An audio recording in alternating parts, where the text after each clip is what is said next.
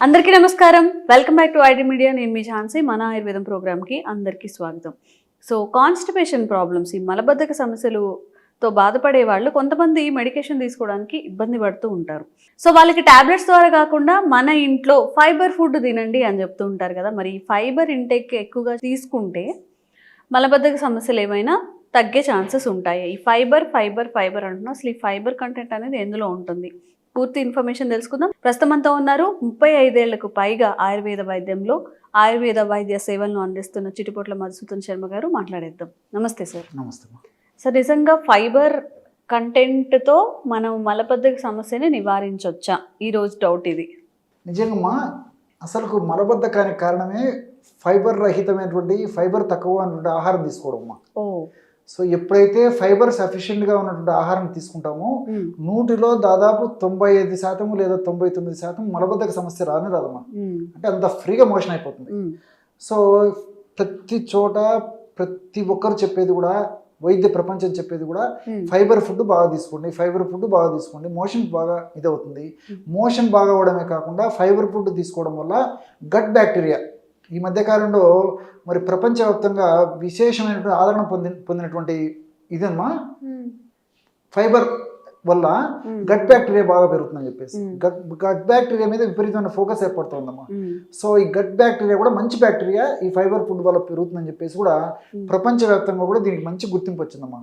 So ఈ fibre food వల్ల ఏమా గట్ బ్యాక్టీరియా అంటే మంచి బ్యాక్టీరియా పెరగడంతో పాటు కొన్ని రకాలైన క్యాన్సర్ వ్యాధులు కానీ, అదేవిధంగా కొన్ని రకాలైన ప్రాణాంతకమైనటువంటి వ్యాధులు కూడా రావని చెప్పేసి కూడా పరిశోధనలు కూడా తేల్చి చెప్తున్నాయమ్మా. కాబట్టి ప్రతిరోజు కనీసము 30% 40% ఫైబర్ ఖచ్చితంగా మనం తీసుకునేటువంటి ఆహార పదార్థాల్లో ఉండాలని చెప్పేసి వైద్య ప్రపంచం తెలియజేయడం జరుగుతుందమ్మా. సరే, ఇదంతా నాణ్యానికి ఒకవైపు.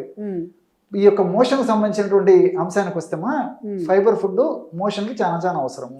ఈ ఫైబర్ ఫుడ్ ఉన్నటువంటి ఆహార పదార్థాల్లో పళ్ళల్లో ఫైబర్ ఉంది, ఆకుకూరలో కూరగాయల్లో ఫైబర్ ఉంది, విత్తనాల్లో ఫైబర్ ఉంది.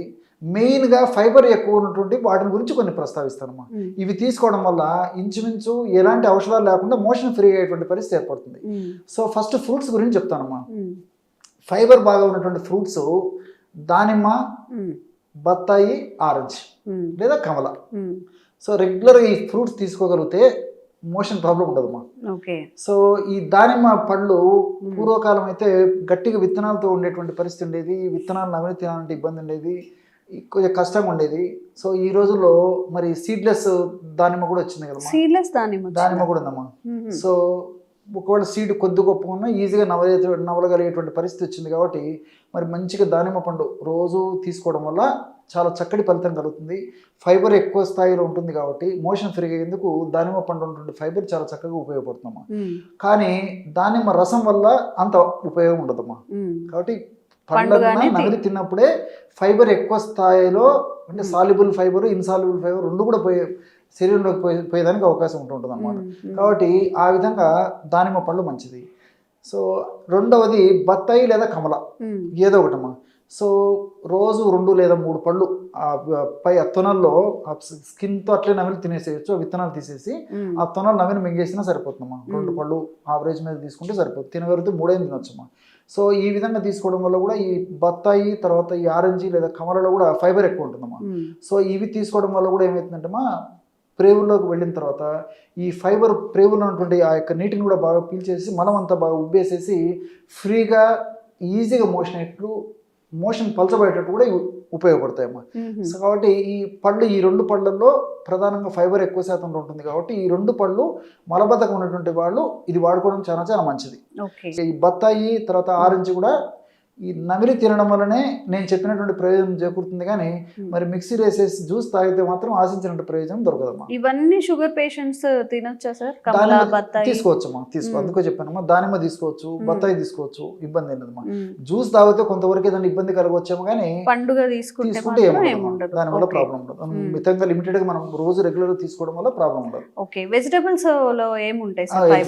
ఎగ్జాక్ట్ అమ్మా. దీంట్లో సొరకాయ, దోసకాయ, బీరకాయ, అరటి పచ్చి అరటి అరటి. పండు, పచ్చి అరటి పండు షుగర్ వాళ్ళు తినకూడదు అనుకుంటా సార్. పచ్చి అరటి తినొచ్చా? తినొచ్చమ్మా. కర్రీ తినొచ్చా? కర్రీ తినొచ్చమ్మా. షుగర్ స్పైక్ అవ్వదా? ఏ కాదమ్మా. ఓకే. సో దాని మీద కూడా రీసెర్చ్ జరిగిందమ్మా, పరిశోధన కూడా జరిగాయి.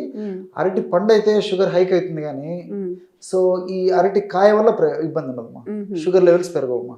దాంట్లో ఉన్నటువంటి కొన్ని పదార్థాలు షుగర్ను త్వరగా బ్లడ్లో కలవకుండా కంట్రోల్ చేసేటువంటి మెకానిజము ప్రకృతి మాత ఆ అరటికాయలు నిక్షిప్తీకరించి మనకు ప్రసాదించడం జరిగిందమ్మా. సో అరటికాయలు తినడం వల్ల, కూరలో చేసుకొని తినడం వల్ల షుగర్ లెవెల్స్ పెరగవమ్మా, ప్రాబ్లం ఉండదు. సో ఈ 4 సొర్ర, దోస, బీర, అరటికాయ, పచ్చి అరటికాయ. సో ఈ 4 రోజు 2-3 వాడుకోవచ్చు, రోజు వాడుకోగలిగితే 4 వాడుకోవచ్చు, లేకపోతే ఏది దొరికితే అది వాడుకోవచ్చు. ఎక్కువ ప్రమాణంలో వాడుకుంటే సరిపోతుందమ్మా. సో ఈ బీరకాయ కూడా మరీ ముదిరినది అయితే పైన కొద్దిగా చెక్కు తీసేసి కూరలాగా చేసుకొని వాడుకోవచ్చు. లేత బీరకాయ అయితే అలాగే తరిగేసేసి కట్ చేసేసుకొని వాడుకుంటే సరిపోతుందమ్మా. చెక్కు చాలా ముఖ్యమమ్మా, పైన చెక్కు తీయకుండానే తినాలి. ముదిరినది అయితే కాస్త చెక్కు తీసేయచ్చు, లేకపోతే మాత్రం అలాగే వండుకొని తినడం మంచిది. మొత్తం అదే పైన తోలంతా ఉంచేస్తే అట్లా చేసుకొని తినాలమ్మా, అందులో ఫైబర్ ఎక్కువ ఉంటుంది అన్నమాట. అదే విధంగా మనం ఏం చేస్తాం, మొత్తం పీల్ చేసేసి చక్కగా కడిగేసి ముక్కలు చేసుకుంటాం. అంటే మొత్తం తీయలేకపోయినా జస్ట్ ఆ గంపుల వరకు తీసేసి కొంచెం కొంచెం ఉంచుకున్నా సరిపోతుంది. ముదిరిన వాటికి అయితే అలాగే చేసుకోవచ్చు, నేత అయితే అలాగే కట్ చేసుకుని వాడుకుంటే సరిపోతుంది. అదే విధంగా ఇప్పుడు దోసకాయను కూడా అలాగే కట్ చేసేసుకొని వండుకొని తీసుకోవచ్చు. సో ఈ పద్ధతిలో సొరకాయ కూడా అంతే. సొరకాయ మొదటి చెక్క మరీ ముదిరిపోతే కాస్త పైది కట్ చేయొచ్చు, కానీ లేతగా ఉన్నటువంటిది అయితే సొరకాయను అదే పైన స్కిన్ కట్ చేయకుండా అలాగే ముక్కలు చేసుకొని వండుకుంటే సరిపోతుందమ్మా. సో ఈ విధంగా చేయొచ్చు. అదేవిధంగా పచ్చి అరటికాయను కూడా పైన స్కిన్ ఇది కాకుండా చాలా మంది ఏం చేస్తారంటే అరటికాయ మనం కట్ చేసినప్పుడు పైన స్కిన్ తీసేసి లోపల ముక్కలు వాడుకుంటారు జనరల్గా. కొంతమంది అయితే విత్ తొక్కతో కూడా వాడుకుంటారమ్మా. తొక్కతో వాడుకోవాలమ్మా. కట్ చేసేసి తొక్కతో సహా కర్రీలో వేయాలా? తొక్కతో సహా తినాలమ్మా. లేదమ్మా మరి ముదిరినవి అయితే తెలిసిపోతున్నాయి కదమ్మా, ముదిరినవి అయితే పైన కాస్త కట్ చేసేస్తే సరిపోతుంది. సో ఆ విధంగా చేసుకుని కూరలుగా చేసుకొని తీసుకోవడం వల్ల కూడా ఫైబర్ విపరీతంగా పెరిగిపోతుందమ్మా.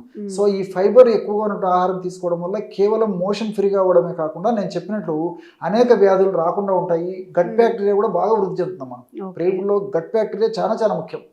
ఎంత ఎక్కువగా గట్ బ్యాక్టీరియా, మంచి బ్యాక్టీరియా ఉంటుందో ప్రేగుల్లో అంత ఆరోగ్యం మనకు చేకూరుతున్నామా. సో ఇవన్నీ కూడా మరి మనం వాడుకునేది ఈ పర్పస్ కు వాడుకున్నప్పటికీ సైడ్ గా అనేక రకాల బెనిఫిట్స్ ఉంటాయమ్మా. అదే విధంగా సీడ్స్ అమ్మా, విత్తనాల గురించి మనం ఆలోచించినట్లయితే ఈ రోజుల్లో చాలా పాపులర్ అయిపోయినటువంటి విత్తనాలు చియా సీడ్స్. పల్లెల్లో గ్రామ ప్రాంతాల్లో ప్రజలు కూడా తెలిసిపోయిందమ్మా చియా సీడ్స్. సో ఈ చియా సీడ్స్ లో విపరీతంగా ఫైబర్ ఉంటుందమ్మా. సో ఈ చియా సీడ్స్ను కూడా రోజు ఒక్కసారమ్మా ఒక 2 స్పూన్లు నీళ్ళల్లో ఒక 15 మినిట్స్ నానబెట్టేసేసి 2 టీ స్పూన్లు ఆ చియా సీడ్స్ని మనము ఈ మిల్క్ షేక్లో కానీ, లేకపోతే ఈ ఏదైనా ఈ సలాడ్స్లో కానీ, లేకపోతే మనం తీసుకునేటువంటి ఆహార పదార్థాల్లో వంటకాలు దేంట్లోనే కలిపి తీసుకోవచ్చు. తర్వాత ఈ రోటీ ఇందులో దాంట్లో కూడా ఏదైనా కావాలంటే కొంచెం మిగతా ఈ కూరల్లో కలిపేసి తీసుకోవచ్చు.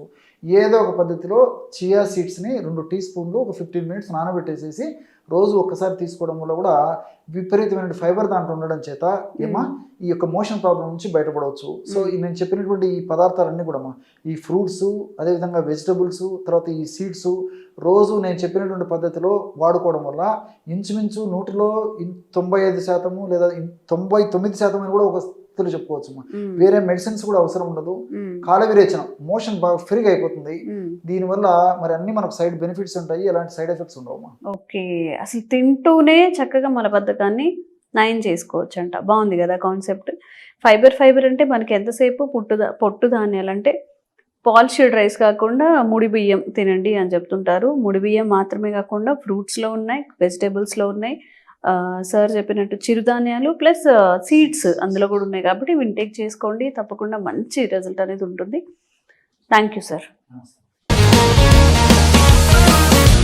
Sir, one life lesson what medicine has taught you. Whatever you can do without expecting. But I really believe మన పాజిటివ్ యాటిట్యూడ్ ఉంటేనే మనం ఏదైనా సాధించగలం. గట్ ని మనం కరెక్ట్ గా డీల్ చేసినట్లయితే అది మనకి పాజిటివ్ హార్మోన్స్ ని రిలీజ్ చేస్తుంది. షుగర్ వచ్చిన వాళ్ళ పరిస్థితి ఏంటి? పొట్ట దగ్గర పెరిగితే దాన్ని ఆండ్రాయిడ్ అంటారు, ఆండ్రాయిడ్ ఫోన్ కదా. అసలు థాట్స్ ఎందుకు వస్తాయి? బ్రెయిన్ డెడ్ అంటే దానికి ప్రపంచం అంతా కూడా కొన్ని నిర్దిష్టమైనటువంటి లక్షణాలు ఉంటాయి. మానసికంగా ధైర్యంగా ఉంటే క్యాన్సర్ జయించవచ్చు. You are a doctor for a cause sir, అంతే. వాళ్ళకి వచ్చిన ఆదాయం కాకుండా ఫ్రీ సర్వీస్ ఎంతమందికో చేస్తారు.